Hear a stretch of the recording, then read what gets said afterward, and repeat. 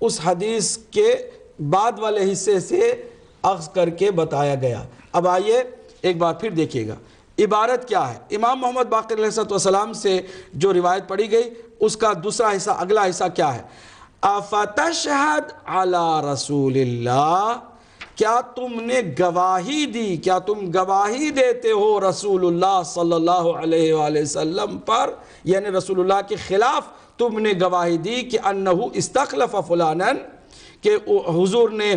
فلان کو یعنی ابو بکر کو خلیفہ بنایا، کیا تم گواہی دیتے ہو؟ اب یہاں پر حضور دیکھیے افتشہد کی جگہ پہ اشہدو کر دیا گیا، جیسا کہ ابھی آپ نے سنا، اعلیٰ کی جگہ پر انا رکھ دیا گیا، اشہد ان رسول اللہ، میں گواہی دیتا ہوں کہ رسول اللہ نے حضرت ابو بکر کو خلیفہ بنایا۔ یہ کہا گیا علی علیہ السلام سے، جبکہ یہاں عبارت یہ ہے کہ ابن عباس سے مولا علی نے فرمایا افتشہد علی رسول اللہ، کیا تم رسول اللہ کے خلاف گواہی دیتے ہو کہ انہوں نے فلاں کو یعنی ابو بکر کو خلیفہ بنایا؟ قال، حضرت ابن عباس نے کہا ما سمعت رسول اللہ اوصى الا الیک، اس پوری عبارت کو جناب اڑا دیا گیا اور بالکل اس کی طرف توجہ نہیں دی گئی، پڑھا بھی نہیں گیا۔ پھر اس کے بعد اب میں ترجمہ کرتا ہوں کہ جب مولا علی نے تھوڑی سی تنبیہ کی ابن عباس سے کہ تم نے کیوں رسول اللہ پر یہ بہتان باندھا، گواہی دی رسول اللہ کے خلاف کہ انہوں نے ایسا کہا ہے، یعنی ابو بکر کو خلیفہ بنایا ہے، تو چونک کر کے حضرت ابن عباس نے کہا قال ما سمعتو، میں نے رسول اللہ سے یہ نہیں سنا ہے اوصا کہ انہوں نے وصیت کی ہو الا الیک، مگر یہ کہ آپ کے لیے وصیت کی تھی نہ کہ کسی اور کے لیے۔ تو قال فہلا بایعتنی، تو پھر تم نے میری بیعت کیوں نہیں کی؟ اب دیکھیے اس عبارت کو کہ جو حضرت ابن عباس کا جملہ ہے اس کو بالکل نہیں پڑھا گیا، لیکن فہلا بایعتنی پڑھ کے نا ایک زہریلی مسکراہٹ بھی ساتھ میں رکھتے ہیں، یعنی اگر میری تم نے بیعت کیوں نہیں کی، یعنی تم نے، میں تو گواہی دے رہا ہوں کہ رسول اللہ نے بنایا تھا حضرت ابو بکر کو، لیکن تم نے میری بیعت کیوں نہیں کی، یہ کہہ کے مسکرانے بھی لگ گئے۔ خدا کے بندے ذرا دیکھیے کہ یہ جملہ کس کے بعد ہے؟ ابن عباس کے اس جملے کے بعد ہے کہ میں نے وصیت کے معاملے میں صرف آپ کو وصیت کرتے ہوئے دیکھا ہے، میں نے کسی اور کے بارے میں کچھ نہیں سنا ہے۔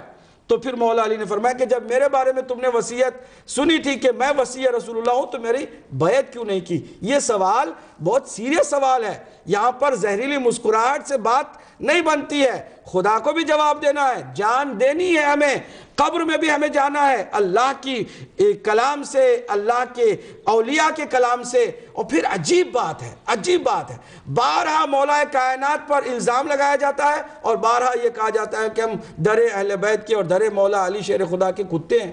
ایسے ہوتے ہیں۔ اب ذرا دیکھیے کہ مولا علی نے بہت سیریس بات کہی ہے کہ تم نے جب سنا ہی نہیں تھا کسی کے بارے میں سوائے میرے حق میں جو بات کی گئی، وصیت کی گئی، تو پھر تم نے میری بیعت کیوں نہیں کی؟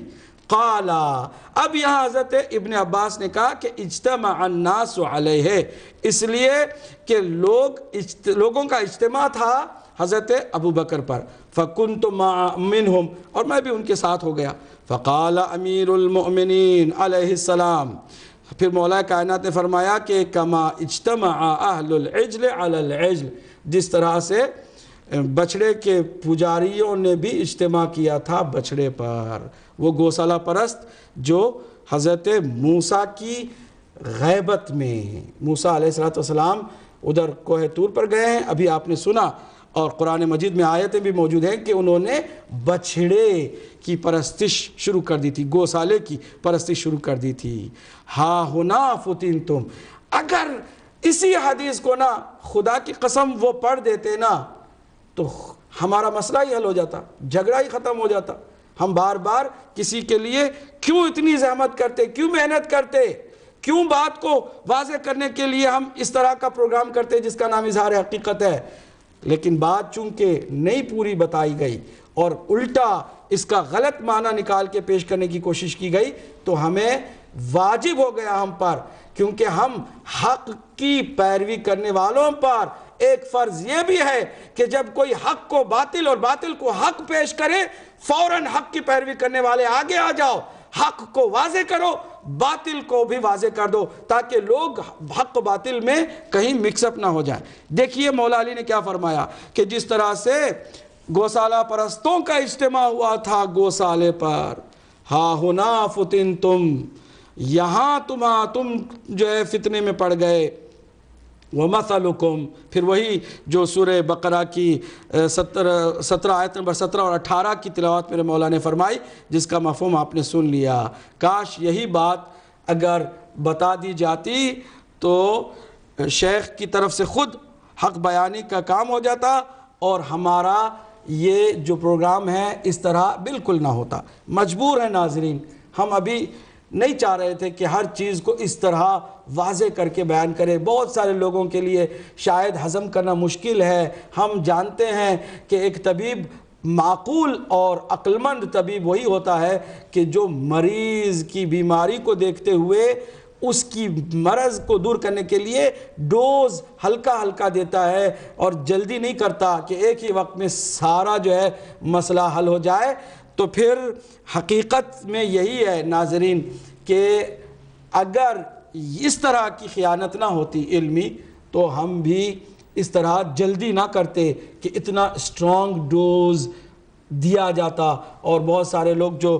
ابھی بھی بچپن سے اور اپنے آبا و اجداد سے سنتے آ رہے ہیں ان کو یہ جو شوق لگنے والی بات ہے وہ پیش ہم جلدی نہ کرتے، لیکن چونکہ کچھ اس طرح غلط بیانی سے کام لیا گیا تو ہمیں یہ بات آپ کی خدمت میں پیش کرنی پڑی۔ اس کے بعد ایک اور آیت کی تلاوت کر کے وہاں سے بھی کوشش کی گئی کہ اہل تشیع کی تفسیروں کا نام لے کر کہا جائے کہ اس میں کچھ اس طرح ہے جو کہ کچھ اور مفہوم کے ساتھ وہاں پر ہمیں عبارت ملی ہے۔ ایک بار پھر ہم غلط بیانی کو آپ کے سامنے رکھنے کی طرف بڑھیں گے، لیکن چھوٹا سا بریک لیتے ہیں، ایک وقفے کے بعد بہت جلد ہم لوٹ کر آ رہے ہیں۔ آپ کہیں نہ جائیے گا، یہ سلسلہ حق بیانی کا اور اظہار حقیقت کا جاری و ساری ہے انشاءاللہ المستعان۔ بھلائی سب کی ہے حق بات،